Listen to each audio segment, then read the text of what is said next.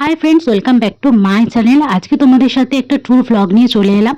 आज के आमरा चले जाচ্ছি হচ্ছে দীঘা বাইকে করে 200 কিমি পথ আমাদের যেতে হবে, তাই জন্য খুব সকাল সকালই বেরিয়ে গেছি। এখন বাজে হচ্ছে সকাল 6টা, তো আমরা বেরিয়ে গেছি।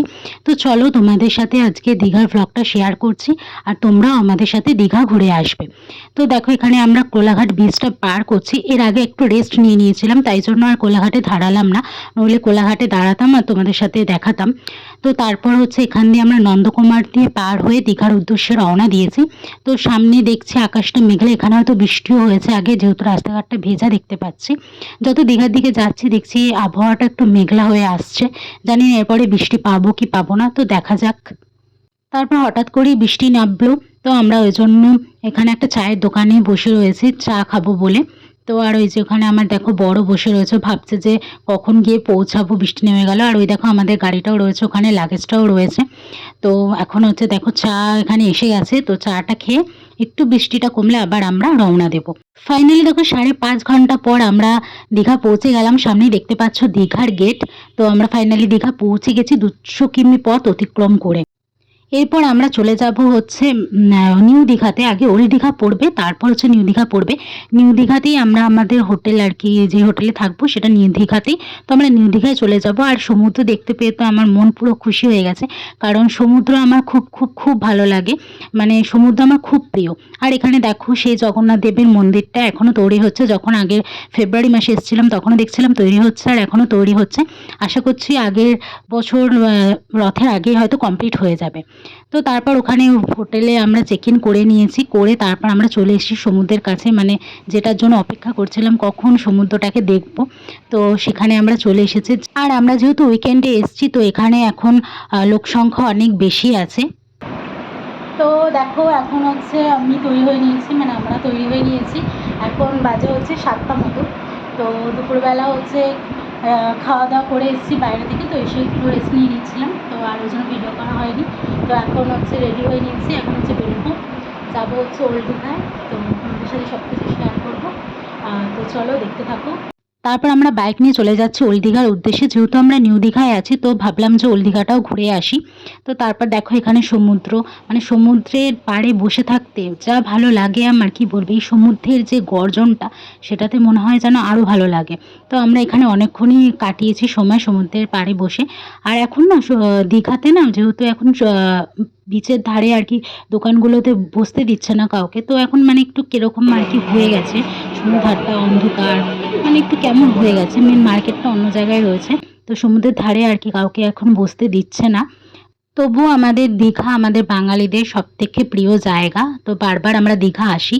তারপর আমরা চলে এলাম হচ্ছে আমাদের যে হোটেলটা আছে সেখানে বাইকটা রাখার জন্য আর হেলমেটটা রাখার জন্য, কারণ এরপর চলে যাব আমরা নিউ দীঘায়। তো এখানে এসে মাছ ভাজা আর হচ্ছে চিকেন নিয়েছিলাম। চিকেনটা ভালো ছিল, বাট মাছ ভাজাটা পুরো পচা ছিল। তারপর হচ্ছে রাত্রেবেলা আমরা ডিনার করে নিয়েছিলাম হচ্ছে রুটি আর হচ্ছে ডিম তড়কা দিয়ে। পরের দিন ভোর ভোর উঠেই আমরা চলে গেছিলাম আবার সমুদ্রে। এখন বাজে প্রায় 6:45 নাগাদ।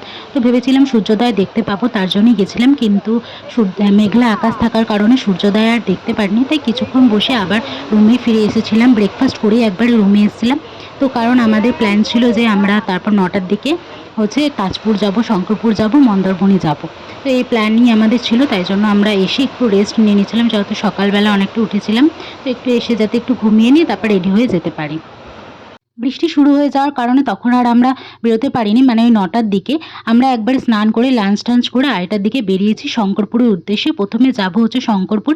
আমরা ওই দীঘার হচ্ছে গেট যেখানে আছে তার আগে একটা বাইপাস আছে, দীঘা বাইপাস, সেটা ধরেই রওনা দিয়েছি। আর এখানে একটা হচ্ছে ব্রিজ আছে, তো এই ব্রিজটা পার হতে হবে।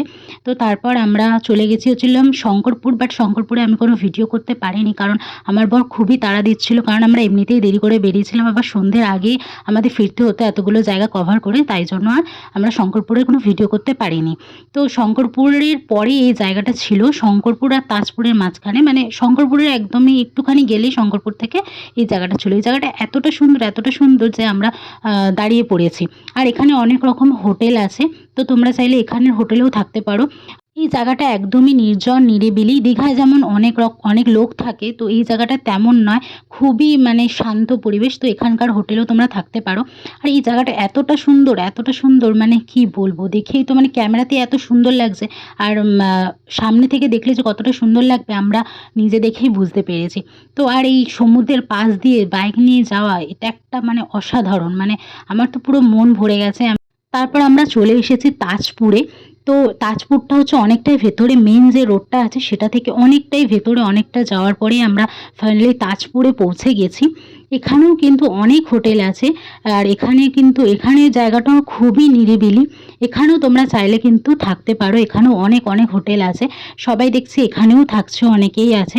তো এখানেও তোমরা থাকতে পারো। তো এই জায়গাটা একটু ঘুরে নিয়েছি, বেশিক্ষণ নয়। এখানে আমরা ছিলাম মোটামুটি ওই 10 মিনিট মতো। দেখতেই পাচ্ছ এখানেও কিন্তু অনেক লোক এখানেও থাকছে, এখানেও ঘুরছে। আর এখানে কিন্তু মানে সমুদ্রটা অনেকটাই দূরে, তাই জন্য আর আমরা সমুদ্রের কাছে আর কি যেতে পারিনি, যেহেতু আমাদের টাইমটা এতটাই কম ছিল সেই জন্য। তাজপুর থেকে বেরিয়ে আমরা এবার মন্দারমণির উদ্দেশ্যে রওনা দিলাম। আমি এই দীঘা ট্যুরের ভ্লগটা আমি বেশি ভালো করে করতে পারিনি, কারণ 3 দিনই বাইকে আমায় যেতে হয়েছিল। তো সেক্ষেত্রে আমার শরীরের খুব খারাপ পড়েছিল, আমার এনার্জি পুরো লস হয়ে গেছিলো। তো সেক্ষেত্রে আমি ওই জন্য মানে ঠিকমতো ভিডিও করতে পারিনি। যতটুকু আমি ভিডিও আর কি করেছি সেটুকুই তোমাদের কাছে শেয়ার করলাম। তো আমরা দেখো ফাইনালি মন্দারমণি চলে এসেছি, কিন্তু মন্দারমণি আসতে আমাদের অনেকটাই টাইম লেগেছে, কারণ এখানকার রাস্তাটা একদমই ভালো ছিল না। তো ভেবেছিলাম যে 1 ঘন্টা মতো কাটাবো, কিন্তু সেটা আর সম্ভব হয়নি। আমরা আধ ঘন্টা মতো মন্দারমণিতে ছিলাম, কারণ ফেরার পথে ওই রাস্তা দিয়ে আসতে হবে, সেই একটা বাজে রাস্তা। তো টাইমও লাগবে, ওই জন্য মোটামুটি আধ ঘন্টা আমরা ছিলাম এখানে মন্দারমণিতেও। আমি কয়েকটা আর কি রিলস বানিয়েছিলাম। তো তোমরা হচ্ছে ইনস্টাগ্রামে দেখতে পেয়ে যাবে সেই রিলসগুলো। তোমরা অবশ্যই দেখে নিও ইনস্টাগ্রাম থেকে। তো এখানেও আমরা বেশ মন্দারমণিতেও বেশ ভালো লাগছিলো। এরপরে যখন আমরা যাব তখন ভেবেছি মন্দারমণিতেই যাব, কারণ এখানেও হচ্ছে যেহেতু দীঘাতে আমরা সমুদ্রে নামতে পারিনি, কিন্তু এখানে মন্দারমণিতে সমুদ্রে নামা যেত। আর হচ্ছে এখানে ওই জায়গাটা যেটা তোমাদের দেখালাম আগে, সেই জায়গাটা ফেরার পথে আবার দাঁড়িয়েছি, কারণ জায়গাটা এতটাই ভালো লেগে গেছে যে এই জায়গাটায় আবার দাঁড়িয়েছি। আর এখানেও আমি কয়েকটা আবারও রিলস করে নিয়েছি। আর এখানে দেখছো সবাই বসে আছে, নিজেদের মতো টাইম কাটাচ্ছে। তো এবার আমরা ফিরে যাচ্ছি আমাদের হোটেল রুমে। তো ওখানে গিয়েও আমি আর রাতে কোনো ভিডিও করতে পারিনি, আমার এতটাই শরীরটা খারাপ লাগছিল। তো একবারে আমি তোমাদের পরের দিন দেখাবো আমরা পরের দিন কোথায় যাচ্ছি। তো রাত্রেবেলা আমরা নিউ দীঘাতেই ছিলাম, ওখানে ডিনার করেছিলাম। পরের দিন সকালবেলা আমরা চলে গেছিলাম মোহনায়। তো আমি মোহনায় গিয়েই প্রথম আর কি পা ভিজিয়েছিলাম সমুদ্রের জলে। আর এখানে দেখো সমস্ত ট্রলারগুলো আসছে মাছ নিয়ে। তো আমরা এখান থেকে কিন্তু মাছও কিনে নিয়েছিলাম, শুটকি মাছ কিনে নিয়েছিলাম বাড়ির জন্য। তো আমি দীঘা ভ্লগটা বেশি বড় করতে পারিনি, 3 দিনের ভ্লগটা দিয়ে একটা ছোট্ট ভ্লগ হয়েছে, কারণ আমার শরীর খারাপের জন্য আমি ভ্লগ শ্যুটই করতে পারিনি, তাই জন্য একটু ছোট হয়ে গেছে ভ্লগটা। তারপর মোহনা থেকে এসে চলে গেছি আবার আমরা নিউ দীঘার বিচে। তো এখানে আমরা সময় কাটিয়েছি কিছুক্ষণ, তার কারণ আমাদের এবার হচ্ছে ফেরার পালা। 9টায় আমরা চেক আউট করেছি আর 2টোর মধ্যে বাড়ি ফিরে গেছি। তো তোমাদের যদি এই দীঘা ভ্লগটা ভালো লাগে অবশ্যই চ্যানেলটাকে সাবস্ক্রাইব করে দিও, একটা লাইক করে দিও। দেখা হচ্ছে আবার পরের ভ্লগে।